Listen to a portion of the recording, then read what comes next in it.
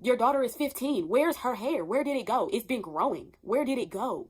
You owe her the waist length hair that you never had, probably by the age of 10. You have 10 years to get it right. You've been alive for 30 years. That's 30 years worth of hair, and you haven't retained none of it.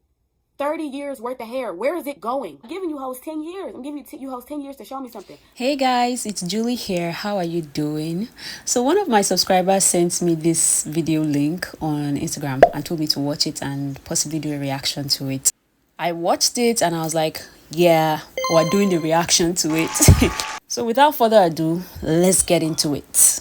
I want to talk about neglect. That's what I want to talk about. I want to talk about the fact that you thought it was a good idea to have a child and you don't know how to take care of black hair as a black woman. You are a black woman. You don't have no hair. Why did you go have a black child? It's the same stuff y'all say to white people. The main thing y'all be getting on these is you don't know how to raise a real black woman. You don't know how to. First of all, they're not raising black women. They're raising half black children. You don't know how to do that either. You know, this is actually convenient because I saw a TikTok the other day of this biracial mom who is always coming online to ask for help for her mixed daughter's hair.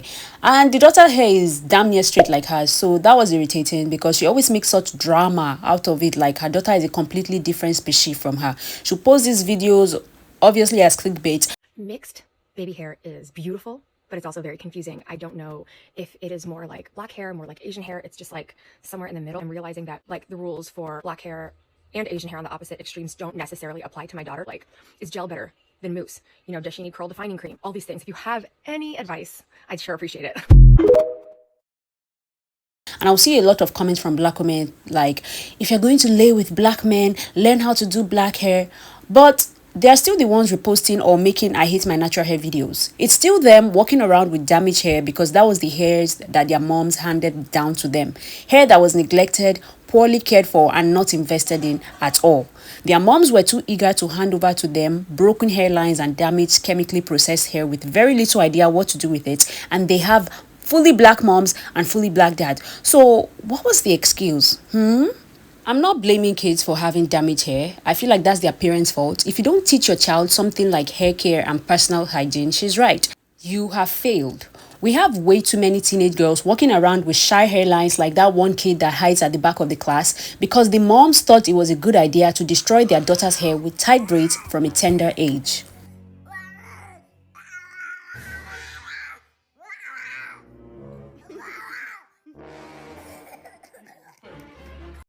It's not a stereotype. Black women don't be having no hair. This is true. As much as black people like to say, oh, black women don't wear wigs because we're bald, black women can have long hair, it's racism to think that all black women are bald. This can be true, but it's also true that an overwhelming amount of black women are bald. Why? It starts from the home, which is exactly what this video is talking about. Because of upbringing, at the ripe age of 30, you should be loaded with enough information about caring for your own hair and ready to pass on to younger ones like nieces or daughters if you have them, not going on TikTok to repost your fourth I hate my 4C hair video for that week to fulfill your humiliation ritual quota for the month. What I see black moms, African moms, Caribbean moms, every mom with a daughter with kinky hair on the internet putting these overly tight braids and totally unnecessary hairstyles in their daughter's hairs so they just don't have to deal with the hair. Your 5-month-old baby does not need cornrows, I promise you. No, because why is your infant on the salon chair? Why is your 1-year-old having gel and mousse on her scalp? Why does your child have boils and sores on her temple? Why can't she concentrate in class? Why is she always scratching her scalp? A lot of black women's hair won't grow because they hate it. It's that simple. Black women want to talk about, especially the black mothers, is the versatility of black hair, and you're not even getting to experience the real versatility of the black hair itself. Hair can stand alone. You don't need a plethora of beads and barrettes and bows when you have black hair. I personally believe, and I want y'all to check yourself if y'all really believe this. If somebody asks me who has the best hair on the earth, I really believe it's black people's hair. I think we have the best hair on the earth. Y'all really look deep down in yourselves, y'all don't believe that. And all y'all want to talk about is how creative and stuff you can get with black hair. Why can't the hair stand alone? And it's like y'all think y'all know how to take care of hair because you know how to style hair. It's a difference. Right. I think black hair is the most beautiful. It's simply too stunning for words. But a lot of these conversations on the versatility of black hair is just you guys coming up with creative ways to hide your hair. Where is the true versatility? Where is the true celebration of black natural beauty? Why are your daughters in tight cornrows and tight gel pack year in, year out? The only thing you are creative with is the different types of damages you are doing to our scalp and psyche. This is going to sound really weird, but I've never heard, it's not a thing that black people ever say like, oh, my hair is so clean, it smells so good, my hair smells so good. I've never, that's not a thing. People don't say, like, black people don't say that. Like, I know other races of people say that because they have to wash their hair so frequently. Y'all think that we're all people who smell like cocoa butter and incense, and some of y'all reek. Like I said, the wigs, wearing a jacket, you haven't washed your jacket, you haven't washed your bonnet, you haven't took a wipe and wiped down your shoes. You haven't did none of that. What have you really done? So before I went natural, I don't even have a memory of what I used to do with my hair. This was not a statement that I remember uttered or uttering myself. Sure, I washed my hair. I mean, all those years I had to, right? But I don't remember specifically doing it, the process of it. Hair neglect was at an all-time high because I barely had any hair at the time, and it was chemically altered and straight. All I remember is just sitting down to get relaxers. My mom would do it, or I would go to a salon and get it done. But I don't remember having time to deal with my own hair by myself. I think I would just stand under the shower and wash my hair with bathing soap whenever I wanted to wash it. It was that uneventful. So bathing soap in hair is actually not good, by the way. So if you're doing it, stop it. Go and buy a shampoo. Anyways, it wasn't until I started growing out my natural hair that I started what I would later learn was called a hair regimen. I remember spending hours researching to see the best shampoo and conditioner that was very low cost that I could afford. Shampooing and conditioning my hair with the products that I had bought and running my fingers through my curls was the first time I remember thinking, wow, my hair smells so good, and just reveling in that. I think it was the beautiful texture sets that I got at the time. I still remember the smell. It smelled like wildflowers. It smelled like the tropics. And they were so affordable at the time. I don't know what happened to them. I can't find the products for the life of me now. I tried to look for it the other day just for old time's sake. I couldn't find it. My hair is so soft now. It's so moisturized. Ooh, I feel so much better after I do condition. I feel whole again. I feel good again. And then once I do it, I feel whole again. It's the same feeling that you self-hating hoes feel when y'all finally get y'all stupid wig put back on. You're like, oh, I feel like myself again. You feel like yourself again because you have your mask back on. I think many black women have beauty standards backwards. I see a lot of conversation about hair depression online from black women. So if you don't know, hair depression is basically feeling sad, upset, or withdrawn because your hair is not done. Basically just feeling antisocial because you don't have a new hairstyle in. Of course, not only black women experience this, but the interesting thing is that for other women, this drop in energy from having their hair quote unquote not done can be cured by simply washing their hair and having a cute blowout or hairstyle. And for black women, it's cured by getting wigs or braids so they don't have to deal with or look at their hair. When you're comfortable with your hair, it should be the other way around.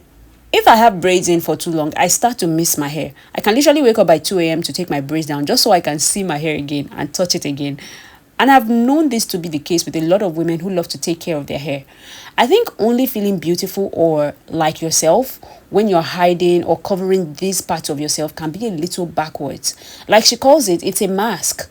You can enjoy your wigs and your protective styles, but when it's the only time you feel like yourself or not get hair depression, it's not a good sign. I think it's backwards. It should be the other way around. Standard for hair beauty is always going to be long, and for us we'll say big, but the bigger it is, it's because the longer it is. It's always going to be long. Max it out.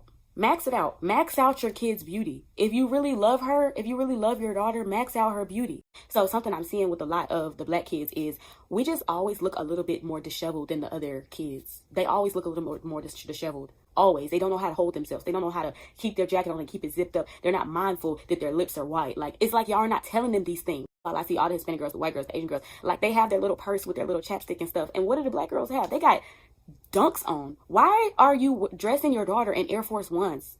And it's like, it's not even a cute fit. Okay, the kids got these jeans that are either too small or too big for them on, a shirt that I don't even know. Like, it's just like, it's not an outfit. It's like your kids are not wearing outfits, but it's like, I'm not surprised because y'all are not wearing outfits. Y'all are walking them to school in bonnets. We were really never taught to take care of ourselves. We don't know how to take care of ourselves. We don't know how to take time for ourselves. Other girls are wearing ballet flats and sandals, and our girls got on dunks. For what? You're not teaching them how to be girls. You're not teaching them how to embrace and embody and enjoy the fullness of being a little girl. Why can't they have fun being a little girl and have their long hair and their huge puffs? I know many may find it weird that she's asking women to max out their daughter's beauty, but I think it's a good observation. There seems to be this idea, especially amongst African moms, that if you validate your daughter's beauty, she will somehow become arrogant and conceited. So they just feel like they have to nip it in the bud. They feel like they have to make sure that she knows she's not all that from a very young age, just so she stays humble. Or just not become a slut, you know? It's abhorrent. I made a video about the crazy mom that cut her daughter's hair in a fit of rage. I've seen that happen a lot in Nigerian homes. A girl comes home later than necessary. We hear that her mom has put razor in her hair because she wants her to know that she's not all that. A girl is rude. Her mom says it's because she thinks she's too pretty. Off with her hair. A girl fails her test. Her mom will say it's the hair that is not allowing her concentrate in the class. Fiam, off with the hair. A girl is found talking to a boy. Oh, you've grown wings, Abby. Okay, fine. Off with the hair. We used to hear a lot of stories like this. One day you come to school and you just see a girl with no hair on her head. What happened? Oh, I did this thing. My mom didn't like it and she cut off my hair. Am I the only one that used to hear those stories? Or there are even schools where they make young black girls shave their heads because hair is so distracting. But their white counterparts in those same schools are not made to shave their heads. Like the math is not mathing. So a lot of black moms are neglectful of the way their daughters look because they feel like it's so not important. A lot of black moms don't tell their daughters that they are beautiful because they think it will get to their head. But the thing is, a lot of girls think their moms are the most beautiful women they ever saw growing up. We saw our moms getting dressed and doing her makeup at the mirror, and something about that act drew us in. I don't know what it is, if it's just a feminine ritual that has many of us fascinated, and we saw our moms do that and we decided, I want to try this someday. We want to smear eyeshadow on our lids and slather powder on our face and splatter gloss on our lips, even though we look like complete clowns afterwards. It was just a completely innocent experience of girlhood that I don't think moms should feel angered by. But a lot of moms would beat the brakes off their daughters if they walked in and caught them putting on lipstick. We've seen videos of little girls trying on their mom's makeup and clothes and just being happy.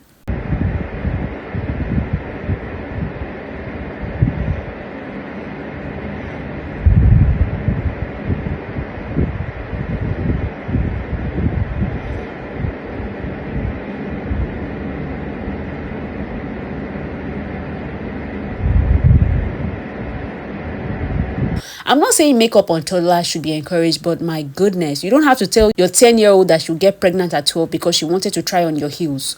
You see, it's the extremes that bother me. These things are just normal girly curiosities. This reminds me of when I was like 9 and I was getting ready for school. I think I was already late for school. Now, I was a cute child. I was told a lot that I was a cute child. But I remember this. So my mom was done with one of her lip glosses and threw them away. And whenever she did that, I would find the empty tube and keep it. And I will probably put some Vaseline or oil in it to pretend it was proper lip gloss. And that morning before school, I was putting my DIY lip gloss on. And my mom walks in and shouts, so this is what you're doing when you're supposed to be going to school. I was so startled I almost shoved my lip gloss up my nose.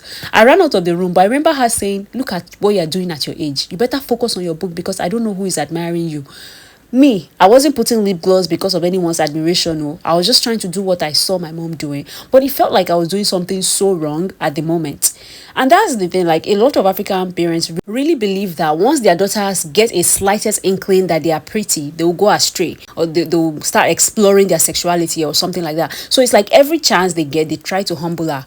I'll watch all these movies. I'll see these white parents telling their young daughters, oh, you're so pretty, you're so beautiful. And I'll be like, oh, you people, you see your mates? Can you see what your mate is doing? I really think that many girls whom their parents always try to humble them every chance they get, I think that it becomes a problem when they are older. That's why you see an absolutely stunning girl with too little of a self-esteem.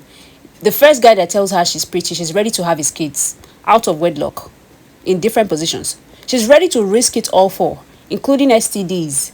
Many girls are not confident because their moms send them to school with bald spots and crusty school clothes, and people made fun of them because the moms thought, oh, she's just 10, she should not be worried about looking nice anyway. So yeah, tell your kids they are cute and max out their natural beauty because the world will judge them off their appearance. Put her in hairstyles that will make her bald by 12 and nice clean clothes that also will make her look like she's 19. No one said put your preteen in lashes and wigs because people just like to be extreme for no good reason. Let's all have some common sense, please. Bring back decorum. And this is the thing. Long hair is a standard for everybody. Long hair is a standard for every race. We're not going to change the standard. And we're the only race that sit here and talk about hair length is attributed to genetics. Genetics. When your hair leaves your scalp, the rate it grows, okay, but you've been growing your hair, you've been alive for 30 years. That's 30 years worth of hair and you haven't retained none of it. 30 years worth of hair. Where is it going? Where is it at? Your daughter is 15. Where's her hair? Where did it go? It's been growing. Where did it go? I don't get it. You know, if you really love your daughter, max out her beauty. Max it out. You feel what I'm saying? Max it all the way out. I'm telling y'all, you hoes have 10 years. Up to age 10, it needs to be at waist length. And then after that, you got 10 years, 8 years after that. But by like 15, kids stop listening they stop listening to you about what to do with their hair. They want to do what they want to do with their hair. And you start expecting them to take care of their hair, and you never showed them how to take care of their hair. Showed them how to style their hair. So they're pressing it to smithereens, and they're cornrolling it all tight, and they don't know how to detangle it. They just raking it, pulling it, raking it through. They breaking the hair off. This is why y'all babies is bald-headed. This is why y'all babies is bald-headed. And this is why y'all babies are bald-headed. And this is why some of y'all kids cannot grow hair. I think a lot of these women who always cry genetics for being the reason their hair is short need to understand that it's simply your mother's fault. Okay, let's cut to the chase. It's your mom's. It's all your mom's. It's all her. Sorry, but it's all your mom's fault you're bald as an adult. She let those hairdressers snatch your hairline and crown area off from the age of 1, and you continue the bald legacy into your adult years. So of course, all those years of damage won't undo itself because you went natural. Because you still don't know how to care for your hair because you had no foundation. You still don't know how to detangle without ripping what precious little hair you have left, or you simply hate the hair that grows out of your head because that was your first impression of it. Just your mom making all these faces while pulling and tugging on your hair anytime she had to deal with it. So I challenge the genetic criers to actually commit to caring for their daughter's hair.